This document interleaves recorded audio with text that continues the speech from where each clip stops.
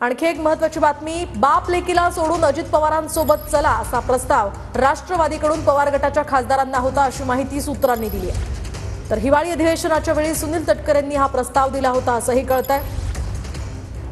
या संदर्भात स्वतः सुनील तटकरे आपल्यासोबत फोन लाईनवरून जोडले गेलेले। सर, आपण पाहतोय बाप लेकीला सोडून अजित पवारांसोबत या, हा प्रस्ताव तुम्ही स्वतः शरद पवार यांच्या गटातील खासदारांना दिल्याचं बोललं जात आहे, काय आपली प्रतिक्रिया या सगळ्यावर? माझ्या 70 वर्षाच्या आयुष्यात 40 वर्षाच्या माझ्या राजकीय जीवनात बाप लेक असा शब्द प्रयोग मी कधी माझ्या आयुष्यामध्ये केला नाही। पण काही मंडळींना अशापैकी शब्द प्रयोग करण्याची सवय अंगमंडी पडलेली असते, ते त्याचा उपयोग करण्याचा प्रयत्न वारंवार करत असतात। तो त्यांच्या सवयीचा, त्यांच्या विकृतीचा भाग असू शकेल। एक असं आहे की लोकसभेच्या विधानसभेच्या निवडणुकीच्या दारुण अपयशाच्या नंतर महाराष्ट्रातल्या जनतेने ज्यांची जागा त्यांना दाखवून दिली, अशांनी आपल्या पक्षाची विश्वासार्हता, कार्यकर्त्यांच्या मनामध्ये निर्माण झालेलं नैराश्य हे सावरण्याच्यासाठी आज जी काय बैठक बोलवलेली आहे त्याच्यातून संसर्ग काहीतरी निर्माण करावं या हेतूने काही मंडळी त्या ठिकाणी आरोप करण्याचा प्रयत्न करतात। मी लोकसभा सदस्य असल्यामुळे दिल्लीला नेहमी जात असतो।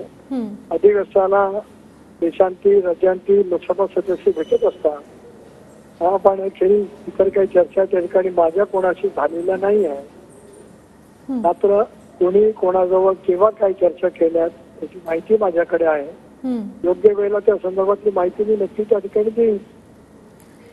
मात्र सर, असाही दावा केला जातोय की तुम्हाला केंद्रात मंत्रिपद मिळावं म्हणून असे सगळे प्रयत्न केले जातात, असं आज राऊतांनी सुद्धा म्हटलंय। राऊतांच्या मनावरती पराजयाचा झालेल्या परिणामातून ते अजून सावरलेत असं दिसत नाही। भारतीय जनता पक्षाच्या नेतृत्वाने लोकसभा निवडणुकीच्या निकालाच्या नंतर पंतप्रधान नरेंद्र मोदी साहेबांच्या वरती देशातल्या जनतेने तिसऱ्यांदा विश्वास दाखवला। मंत्रिमंडळ गठीत होत असताना राष्ट्रवादी काँग्रेस पक्षाला पूर्ण वेळ राज्यमंत्रीपद, स्वतंत्र कार्यभार हे एक जागा दिलेली होती। आम्ही प्रफुल्ल पटेल साहेबांना मंत्रिपद मिळावं यासाठी आग्रही होतो। एकेकाळी त्यांनी कॅबिनेट मंत्रिपद घोषवलेलं असल्यामुळे त्यांच्याकडे ते मिळावं अशी पक्षाची भूमिका आहे। त्यामुळे कुठल्या कारणासाठी आम्ही काय हे करतो आहोत, जावई शोध लावण्याचं काम आता ज्यांच्याकडे कामच काही उरलेलं नाही ते करण्याचा प्रयत्न करतायत।